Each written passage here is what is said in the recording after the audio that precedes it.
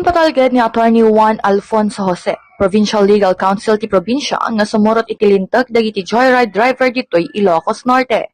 Direct kalpasan nga nagpinirma iti Provincial Government of Ilocos Norte wenno PG na kaniti Joyride PH Corporation may sa kumpanya ti online ride hailing platform tapno mangipaay iti taxical services iti probinsya. Kuna ni Jose, siguraduan da nga awan ti anyaman na lintag nga malabsing kang runaan ti city wenno municipal franchise. May nag-itiray toy inbatad ni Jose nga kalikagom da ang pagbalin as 60-40 ti sharing scheme panggap iti booking fee no sa dinno na mapulo a porsyento ti mapan karag tricycle driver kuno patapulo a porsyento ti joyride company. Iti inisyal nga nagtutulagat kat 60% iti bagi tinasa a kumpanya, idinto nga 40% iti bingay dagiti tricycle driver. Kabayatan na inyo na unay pa iti sanggunian panlalawigan nga awan iti two-wheel vehicle nga karaman no di kat tricycle nga daan iti valid city wenno municipal franchise.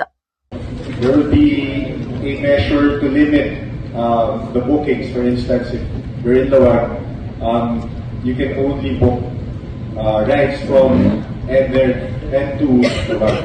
So that's one of the safeguards that they provided. And Kabayatan na inaprobaran ti sanggunian panlalawigan ti Provincial Resolution number 2026-01-114 nga magipalubos kani Governor Cecilia Araneta Marcos tapno makipaseta iti Memorandum of Agreement kan ti Joyride nga narepresentaran ni Vice President for Business Development for Mobility nga ni Menard Takuyasu Umali para iti operasyon iti Joyride Taxical Services iti probinsya. Para iti IFM News sa Idol Bernadette Toledo, Tatak, IFM.